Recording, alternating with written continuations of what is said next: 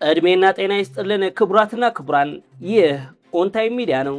ለዕለቱ የተዘጋጁ ዜናዎች እነሆ። በቅድሚያ ግን ዋና ዋናዎቹ አሜሪካና አውሮፓ ህብረት በአዲስ አበባና መቀለ መካከል በኦሉሴጉን ኦባሳንጆ የተጀመረው የዲፕሎማሲ ስራ እናደንቃለን የሚል መግለጫ ካወጡ ከሰዓታት በኋላ በትግራይ በአንድ የሁለተኛ ደረጃ ትምህርት ቤት በተፈጸመ የድሮን ጥቃት በዓለም ባንክ ድጋፍ የተገነባ የአይሲቲ ማዕከልም ጭምር ሙሉ በሙሉ መውደሙን ተገልጿል። በዝርዝር ተሰሙታላችሁ። የብልጽግናው ስርዓት በትግራይ ላይ እየፈጸመው ያለው የድሮን ጥቃት መቃብሩን የሚያፋጥንበት መሆኑን የህወሓቱ ምክትል ሊቀመንበር አቶ አማኑኤል አሰፋ ተናግረዋል። ይህንንም ታደምጡታላችሁ። የኢትዮጵያ መንግስት ከኢትዮጵያ መከላከያ ሰራዊት ወደ አምባሳደርነት የላካቸው አመራሮቹ እየመለሰ እንደሚገኝ ተገልጿል። ጀነራል አደም መሐመድም ከጀነራል ባጫ ደበሌ በመቀጠል ከቱርክ አምባሳደርነታቸው ተነስተው ወደ ሀገር እንዲመለሱ ተደርጓል። ይህንንም ይዘናል።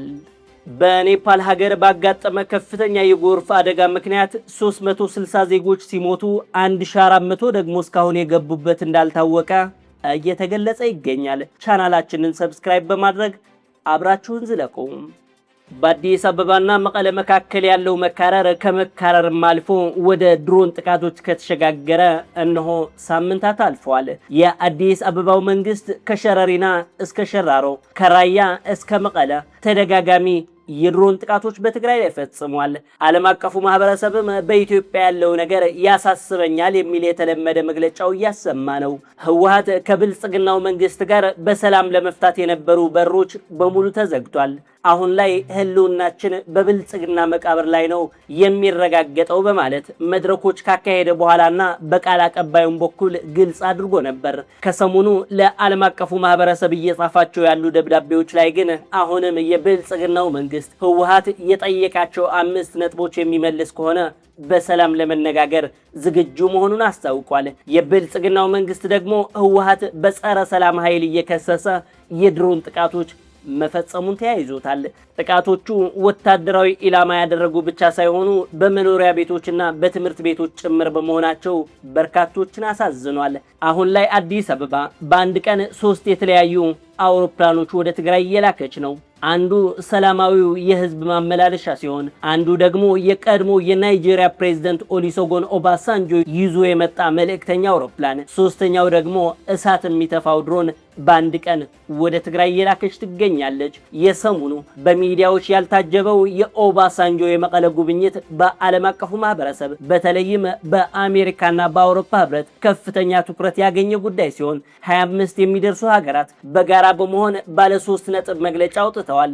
በሰሜን ኢትዮጵያ እየሆነ ያለው ነገር አሳስቦናል። ሁለቱም ወገኖች ወደ የፕሪቶሪያው ስምምነት መመለስ እንዳለባቸውና የኦሉሴጉን ኦባሳንጆ የሰሞኑ የአዲስ አበባና መቀለ ጉዞ እንደግፋለን። እንዲሁም በትግራይ እንደ አዲስ እያገረሸ ያለው ወታደራዊ ግጭት በክልሉ ካለው የድርቅ አደጋ ጋር ተዳምሮ ሰሜናዊው የኢትዮጵያ ክፍል ከፍተኛ ተጽዕኖ ውስጥ የሚያስገባው ነው የሚሉ 3 ነጥቦች ናቸው። አሜሪካን በተመሳሳይ ይህ ባለችበት ሁኔታ ግን የኢትዮጵያ መንግስት እነዚህን መግለጫዎች እየተሰጡ ባሉበት ሰዓትም ጭምር በትግራይ በግጀት ከተማ በአንድ ሁለተኛ ደረጃ ትምህርት ቤት በፈጸመው የድሮን ጥቃት ትምህርት ቤቱ ሙሉ በሙሉ ወድሟል።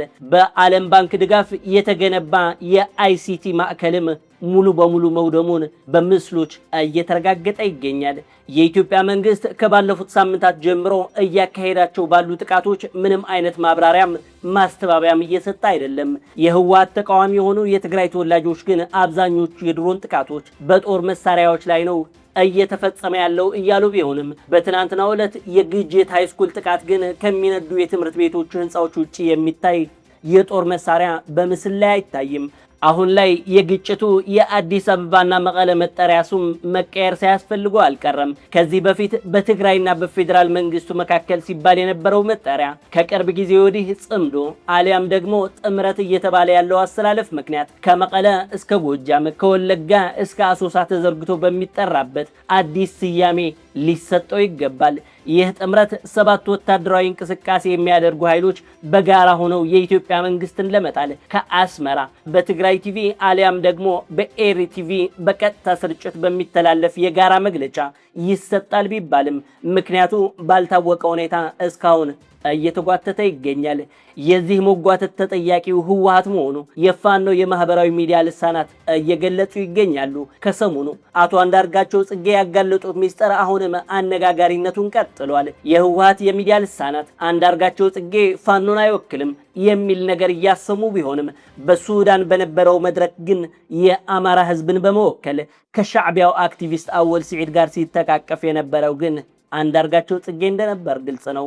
ይህ የቀድሞው ጽምዶ የአሁኑ ደግሞ ጥምረት ገና ከጅምሩ በርካታ የትግራይ ተወላጆች ሲቃወሙት የነበረና የሻዕቢያ ራሱን የማዳንና ትግራይን ወደማይመለከታት ጦርነት የሚጎትት ነው ሲሉ ነበር። በአንጻሩ የዚህ ጽምዶ ደጋፊዎች ደግሞ ቢያንስ ትግራይ 360 ዲግሪ በከበባ ውስጥ አትገባም፣ ደግሞም ኤርትራም ያግዘናል የሚል መከራከሪያ ሲያቀርቡ ነበር። የዚህን ጽምዶ ዋና አንቀሳቃሽ የሆነው የኤርትራው አክቲቪስት አወል ስዒድም በአንድ ወቅት እንዲህ ብሎ ነበር። አብይ አህመድ ትግራይ ላይ አንዲት ጥቃት ቢፈጽም የሻዕቢያ ድሮኖች አዲስ አበባን ደብድበው ለመመለስ የሚከለክላቸው ኃይል የለም በማለት በርካታ የጽምዶ ደጋፊዎችን ጮቤ አስረግጦ ነበር። አሁን ላይ ታዲያ ትግራይ በተደጋጋሚ በኢትዮጵያ መንግስት ድሮኖች ስትደበደብ እነዛ የተባሉ የሻዕቢያ ድሮኖች የታሉ ቢባል መልስ የለም። ትግራይ በዚህ ክረምት ከሰማይ የድሮን ቁምቡላ ሳይሆን ዝናብ እየናፈቀች ነው ያለችው። በቀጠናው ባለው የኤልኒኖ አደጋ ምክንያት በ23 የትግራይ ወረዳዎች ከፍተኛ የዝናብ እጥረት አጋጥሟል። በዚህም የሰው ህይወትና የእንስሳት ህይወት ማለፍ ጀምሯል። በዚህ ጊዜ ግን የድርቁን አደጋ ከመከላከል ይልቅ የትግራይ አመራር ዋናው ስራው ወጣቶችን ለውትድርና በኃይል ማፈስ ብቻ አድርጓል። ትግራይን እንደ ህዝቡ ማየት ካቆመ ዓመታትን ያስቆጠረው የብልጽግናው መንግስትም ለትግራይ ህዝብ የሚሆን እርዳታ ከመላክ ይልቅ ከሰማይ የድሮን ቁምቡላዎች እያዘነበ ይገኛል። የትግራይ ልሂቃንም በሁለት ጎራ ተከፍለው መበሻሸቁን ተያይዘውታል። የትግራይ ህዝብ ግን በአንድ በኩል የጦርነት ስጋት፣ በሌላ በኩል ደግሞ በከፍተኛና አስፈሪ የድርቅ አደጋ ውስጥ ተቀርቅሮ ይገኛል። የትግራይ ህዝብ ጠላቶች አሁን ላይ እየፈጸሙት ያሉት ነገር ከዚህ ቀደምም ሞክረው ያልተሳካላቸውና መቃብራቸውን የሚያፋጥን ተግባር ነው ሲሉ የህወሓቱ ምክትል ሊቀመንበርና የትግራይ ምክትል ፕሬዝዳንት አቶ አማኑኤል አሰፋ ተናግረዋል። አቶ አማኑኤል አሰፋ 23000 ተከታዮች ባሉት የፌስቡክ ገጻቸው ባጋሩት ጽሑፍ ላይ በጊዜ ለኩሉ የሚል አርዕስት ያለው ሲሆን እንደ ህዝብ ሊያጠፋን የወሰነውን የብልጽግና ጂኖሳይዳዊ ስርዓት በድሮኖች ሲቪሎች መኖሪያ ቤቶችና ተቋማት እየደበደበ ይገኛል። ስርዓቱ ጸቡ ከትግራዋይነት ጋር ነው። የትግራይ ሉዓላዊ ግዛት ወሮ ሚሊዮኖችን አፈናቅሎ ትግራይን ወደ ከበባ ውስጥ አስገብቷል። ሁሉንም ነገር አድርጎ ግን ያቀደውን ሊቋጨው አልቻለም። አሁንም ይህ እየቀጠለበት ነው። ይሁን እንጂ ይህ በተደጋጋሚ የሞከሩትና መቃብራቸውን የሚያፋጥን ያልተሳካ ሙከራ ነው ብለውታል። ይህ ስርዓት በጭቁኖች ቁጣና ወኔ እንደሚቀበር ስላወቀው ሁኔታውን ወደ ብሔራዊ ግጭት ለማሳደግ ከአሁኑ አጀንዳዎች ቀርጾ ስራ ጀምሯል ይላሉ አቶ አማኑኤል አሰፋ ሲቀጥሉ ብልጽግና እንኳን ባንዳዎች ለራሱም እንደማይድን ተረድቶ ሁለተኛ ደረጃ ወደ አስቀመጠው እቅድ ተመልሶ አጀንዳ አድርጎ ሊመጣ ወስኗል። ሁሉም የመከኑ ስርዓቶች በመቃብራቸው ደጃፍ ላይ ሲደርሱ የሚስቡት የመጫወቻ ካርድ ነበራቸው። ፕላን ቢ ይሉታል። በኢትዮጵያ እየሆነ ያለውም ይህ ነው ብለዋል አቶ አማኑኤል አሰፋ። ይህን ያሉት በግጅት አንድ የሃይስኩል ትምህርት ቤት የአይሲቲ ማዕከሉ ሳይቀር ሙሉ በሙሉ ከወደመ ከሰዓታት በኋላ ነው። ጽሑፋቸው ግን እየተጠቁ ሳይሆን እያጠቁ ነው የሚመስለው። ይህንን ጥቃት እንደ በመቃብር ደጃፍ ላይ ሆኖ የሚደረግ ተራ መፍጨርጨር አድርገው ነው መልእክታቸውን ያስተላለፉት።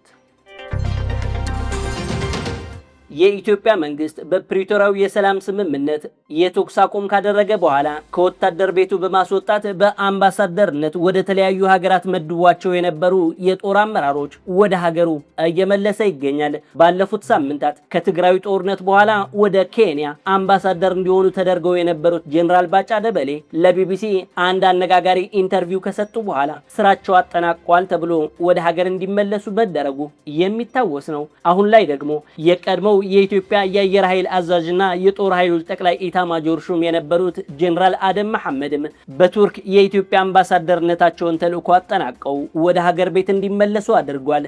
ባለፉት ዓመታት በቱርክ የሀገሬን ድምፅ እንደወክል ከፍተኛ ክብር ለሰጠኝ ለሀገሬ መንግስት አመሰግናለሁ ሲሉም በፌስቡክ ገጻቸው ጄኔራል ጽፈዋል። ይህ አምባሳደሮች ወደ ሀገር መጥራትና መቀየር የተለመደ ቢሆንም ከወታደር ቤቱ የተወሰዱት መሆናቸው ግን ሌላ ጥርጣሬ እየፈጠረ ይገኛል። በርካቶች ሁለቱም ጀኔራሎች የኢትዮጵያ መንግስት ከትግራይ አሊያም ደግሞ ከኤርትራ ለሚከፍተው ጦርነት ወደ ወታደራዊ ቦታቸው ሊመልሳቸው ኃይሉን እያሰባሰበ ስለመሆኑ እየተናገሩ ይገኛሉ። ጀኔራል አደም መሐመድ የኢትዮጵያ አየር ኃይል አዛዥ፣ በመቀጠልም ጀኔራል ሰዓረ መኮንን ከተገደለ በኋላ ለአጭር ጊዜ የጦር ኃይሎች ጠቅላይ ኢታማጆር ሹም ሆነው ያገለገሉ ሲሆን የብሔራዊ መረጃና ደህንነት አገልግሎት ኒሳ ኃላፊ ሆነው መስራታቸውም የሚታወስ ነው።